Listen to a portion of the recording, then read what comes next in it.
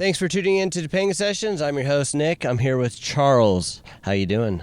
Good, man. How are you? Doing well. Now, something that I think we can all relate to is trying to find a sense of identity, and that's been surrounding you most of your life.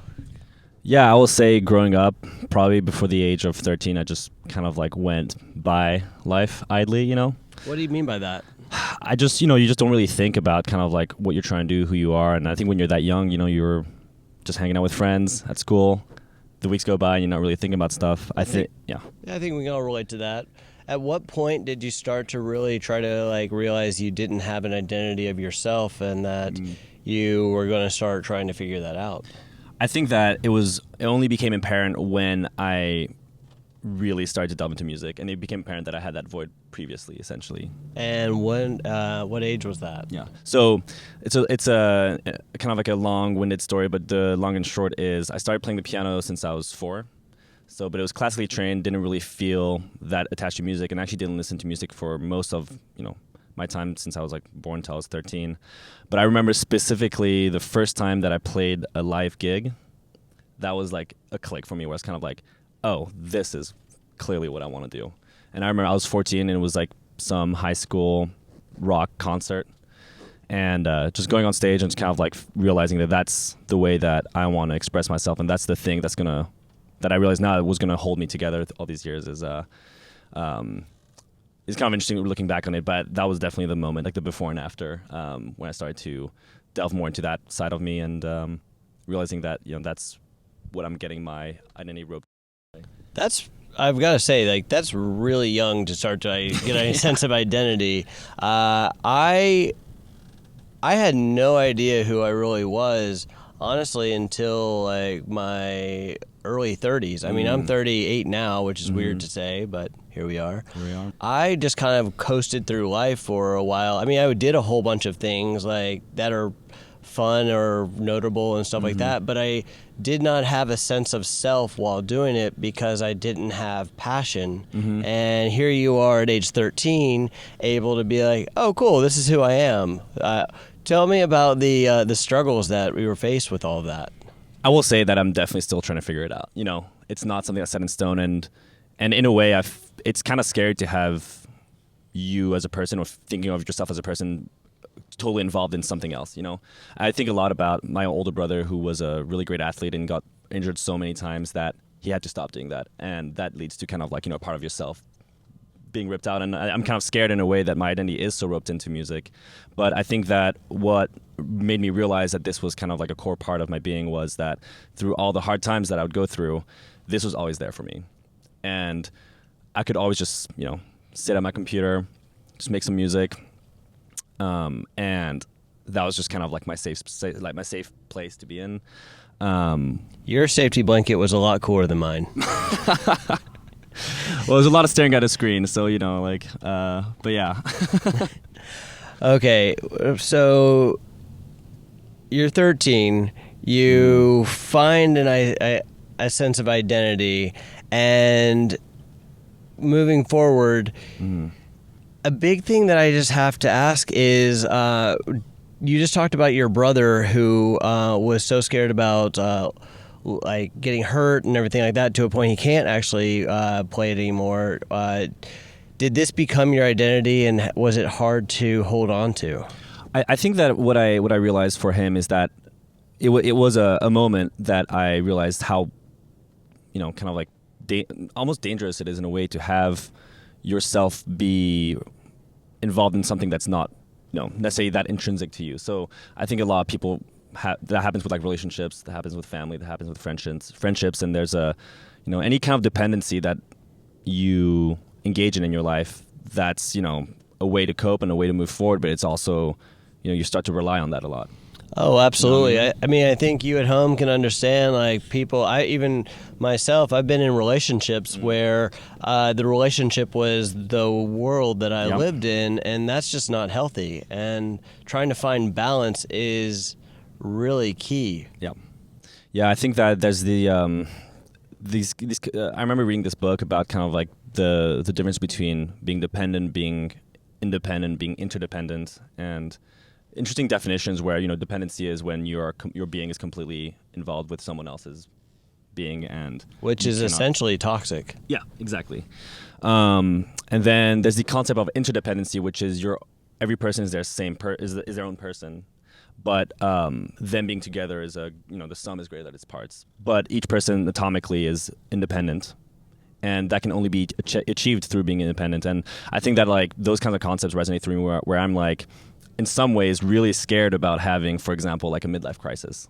I honestly hope you have a midlife crisis. I know this sounds weird, and I know you at home are like, wait, what? The thing is, let me rephrase. I know from having multiple nervous breakdowns, which is in itself a midlife crisis, is the more that you break a bone, the stronger it gets. It's the same thing when you are a entrepreneur. Like, you will fail 1,000 times, and to take a quote from Edison is, he was asked, you found 10,000, how'd it go? It was, you had 10,000 failures before you made a light bulb. And he's like, no, I found 10,000 ways not to make a light bulb. And it's really about breaking yourself so that you can see that you can stand back up. And that is something that, unfortunately, social media and social conformity don't really promote. And so when someone says they have a nervous breakdown, or someone says that they have a midlife crisis, I'm like, good for you, man. That's awesome. Because it gives you time to remove those things that led you to that break. And that makes you so much stronger, and you have so much more in depth of who you can actually become. Yeah, I think that as you're saying, like you will get to that point eventually. I think that everybody has their quote unquote reckoning at some point, right? Hopefully. And well, hopefully. And I think that, living in very sheltered environments, for example, or in environments where, only success is rewarded, is really, really tough, because that's not, the more you go through life, the more you realize that's not how it works. But also it's like, I kind of like this analogy. I remember reading that somewhere about a lighthouse, and like the way you go through life is not going straight through A to B, but it's also knowing where not to go is just as valid of a path. You know what I mean? I love that. And just more information. And I'm someone who's definitely very academically minded also, and I work in like data and stuff like that, which may be kind of okay. Just have to go ahead and take a pause there. When you say you're academically inclined, you went to Stanford, and something that's really cool for you at home. You work full time, and you also still do this. Now, before I jump into this whole unpacking of what that really means, can you tell our viewers what you actually do right now, which is really cool? Yeah, so I essentially just work in data. So I've been in a variety of capacities throughout a bunch of different companies. Right now I'm working for a bioinformatics company, and sorry, Gesundheit, what? I'm getting we're basically just selling software so people smarter than I am can do cool things, like develop the vaccine, for example.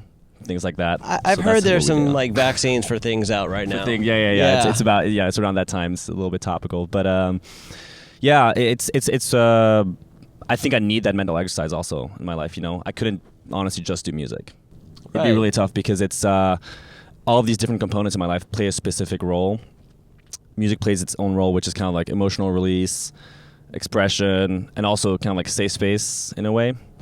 And the academic stuff is just kind of like, the certain drive that I have to want to, use this big head to kind of like, just put it to the test and try to solve things and help people. And what I do a lot of is essentially making people's lives easier on the job, honestly, like just saving people time and getting things done quicker. And I really enjoy like putting my brain to like solving these kinds of problems.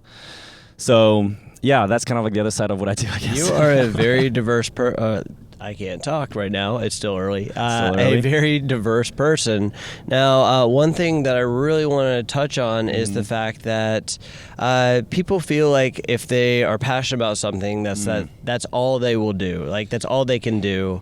And I come from doing corporate America, where I was not happy and I wanted to do something passion project and something in the arts. Obviously, we are here now. Yep. But the thing is, what people don't realize are when you jump for your passion, you are going to soar for a second and then you are going to fall very hard. And that's a really beautiful thing, because it gives you the tenacity to be able to persevere and keep going. And you have to have a side hustle. You have to have other things. Like, we are not defined by one thing that we are. Like, you do music, you work in tech, but that still doesn't even define who you are as a person. And that's something that I think we get so wrapped up in this country today is, oh, what you do defines you. Right. And that's the complete opposite of what things are. Yeah, it's with touching on what you were just saying with trying things and failing. I think a big part of it is that people have also idealized versions of what their passion is, and when they actually go and do it, it's a lot harder and not as glamorous as it might be. I mean, I definitely had a moment with music where I was kind of freaking out. I was like, oh, this is really hard. To make music all the time, To be creative all the time, and for people to buy into what you're trying to do, in a way, for me, it's a lot easier to work in data. And what people don't realize is, like, when it comes to music, everyone just sees the Instagram and the social media, and you are like, oh, that's really cool. But no one has an idea that, like, you're putting 12, 15, 20 hours a day. My business partner here, Zeke, who is manning all the production right now, is working like 3 different jobs right now. And it honestly helps sometimes to be able to break away. Yep, totally. And I think that, in life you need to have, this was something that I've learned, you need to have a reason for the things that you do. And so this kind of sounds like generic, but the example I'll give will make it a lot clearer. So there was this, I remember reading this one study where basically people were tasked in a company to either maximize profits for the company or maximize their own well-being. And they actually found that the people who were tasked with maximizing their own well-being actually did better at work. Oh, absolutely. And so people were wondering why that is, right? And the reason why that is because from what they discern and from what I believe is that people who were maximizing their well-being understood that something like work, which might not be like the most enjoyable for like a lot of people. Unfortunately, I love my work. And I'm super fortunate to have the job that I'm doing. But I love that for you. I think that a lot of people who don't like their work are just kind of frustrated with it. But it's like, you got to not think about your work as something that is just the end all. You got to think about, how does this fit in your life? Like, what is the purpose of this? And so, for example, this is something that allows you to do something else. So maybe it's the thing that pays your bills, right? And when you start thinking about, the different components of your life in terms of like, how does this fit into a greater whole, as opposed to just being focused on like, I hate work. Work is so tough. Sure, it's paying the bills, but I'm like, just don't think about it like that. Think about like, okay, this allows me to do certain things, and this plays a certain part in my life. That is pretty essential. And so Absolutely. I think that thing kind of like illuminated me in terms of really thinking about, what am I doing? What am I choosing to doing, and how does this really kind of like benefit me, or how does this fit into a greater whole? Even if in the moment it might not be as enjoyable as like saying like just taking a vacation somewhere, or whatever it might be. I have to ask, how old are you? I'm 26. That is so amazing to be able to have that insight. At your age, I was doing things and I was succeeding, but I wasn't happy. And to like have that sort of insight is amazing. Now, I guess the only last question I have for you is, when did you almost quit, and what made you keep going? Yeah, I think in college I was just like, I think you're kind of like in the grind, you're kind of like on trajectories, and I just didn't make music for 4 years, honestly, in college. And how'd that make you feel? I was kind of like, what the hell am I doing, right? Oh yeah, identity crisis. Yeah, and I think that, like, back to what we were talking about, having an identity crisis is good. I think that what I'm worried about is having an identity crisis that affects other people that didn't necessarily sign up for that. You know what I mean, in a way, or like minimizing that as much as possible. That is so beautiful and kind for you to think that way, because a lot of people are, if I am feeling this way, then it's someone else's fault. It's not your own. Don't take pride in even like the things that we do that are bad. Yeah, it's, and we were talking about this right before we started shooting, like about like suffering and life and pain. Mm-hmm. I mean, my conviction is that life left to itself just sucks, and it's just pain. And I think that in a way that's good, because when you kind of like get to that point and you kind of realize it's like, if you leave a house to itself, or if you leave anything to itself, or if you don't take care of yourself, you don't stay the same. You get worse. Well, I have some beautiful knowledge for you from what I've learned in my nervous breakdowns in life and everything like that is I believe that life is the friend that we never deserved. And what I mean by that is when we are going down a path that is not good, life is there to be like, gives you a little push. Exactly. But the thing is, what we are very stubborn creatures. Yep. And what we do is we are like, no, I'm going to stay this course. Yep. Or because it's not just about stubbornness, it's about fear based in, well, I would rather do something that's hurting me because I know it's consistent than actually do something different because the fear of the unknown is so powerful with everyone. And when it finally hits you, that nervous breakdown, there's been so many things ahead of that were there trying to be like, hey, hey. And then it's finally like being a best friend. What I think a best friend truly means to me is when you are fucking up, they are being honest with you. They're not saying, they're not the feel-good friends of like, hey, buddy, like, cool. They're being like, yo, you're fucking up. What can we do? What can I do to help you? Because I value you. And that's what life really is. Agreed. And once you get on the right path of just really the right path is surrender. The only true path is to surrender everything because you have no control. The only control you have is over your own feelings and actions. And then life will be like, hey, let me help you along. Like with me, finding the water, I'm now a captain. I'm doing this with you. And everyone always just looks like, oh, wow, how? I'm like, I surrendered and I just listen. Yep. That's what I was going to say. It's just like the signs are there if you are humble enough to let go and look at them and like, take them in. And I think that for me, like growing up in a situation where we were told there are certain things that need to be done a certain way, it's really hard, and I still struggle with this, to like break those rules and to, like, as you said, go into the unknown. I mean, the unknown is where the good stuff is, but you can't venture into it either like crazy. You need to kind of like do it in a way that, It's like working out. You're not going to go throw up 490 pounds of like anything.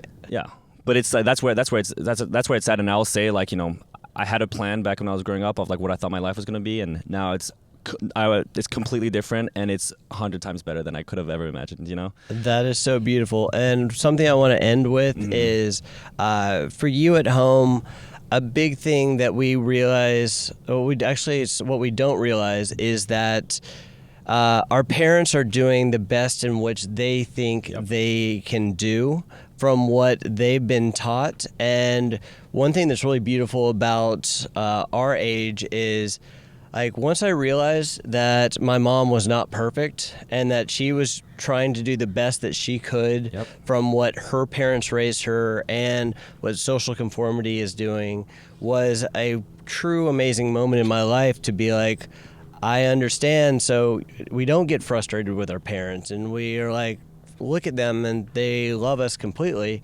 and they're really just trying to do the best that they can, even when it doesn't seem like it. Yeah, I mean, people are people, and it's like again, I mean, the way I always think about these things is that lighthouse analogy is just, we're just bumping against rocks, trying to make our way through, and that's all you can do, really. You know what I mean? Absolutely love that. The fog is there, and you're just moving forward, I guess, huh? Pun intended with the water. Exactly. I got caught in fog once. It was really creepy. Yeah. I can imagine. All right, buddy. Well, thanks so much, and we look forward to hearing your set. Yeah, I'm excited. Thank you for having me. Thank you.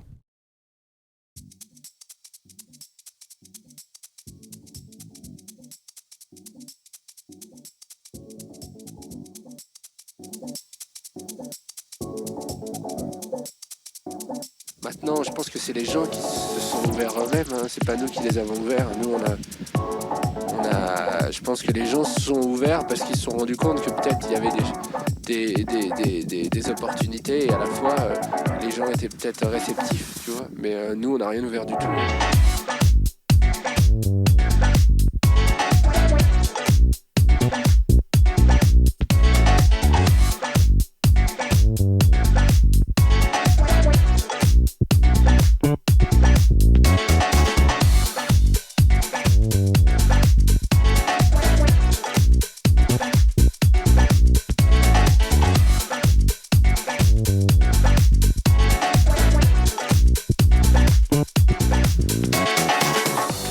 Créer des trucs et d'essayer de le faire de la meilleure façon possible. Donc on respecte énormément les gens qui peuvent recevoir les choses qu'on fait et les apprécier ou pas les apprécier. Hein.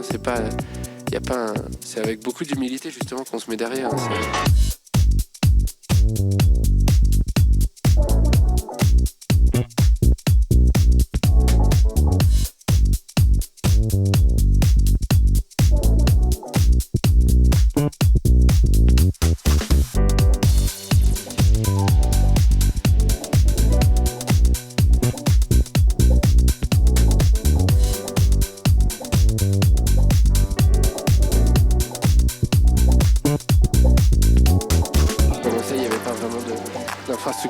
En France pour le faire, donc c'est tout comme l'Angleterre, cette infrastructure elle existe depuis des années et c'est le pays proche de la France par rapport à ça.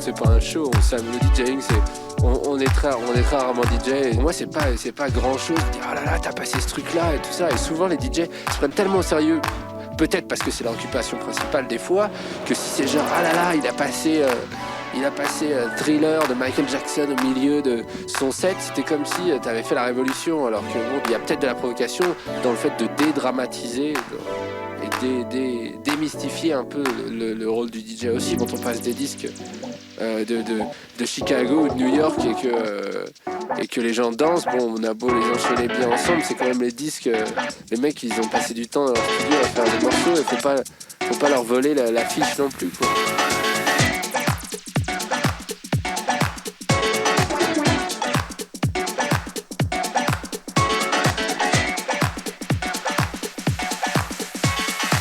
Les gens étaient peut-être réceptifs, tu vois, mais nous on n'a rien ouvert du tout.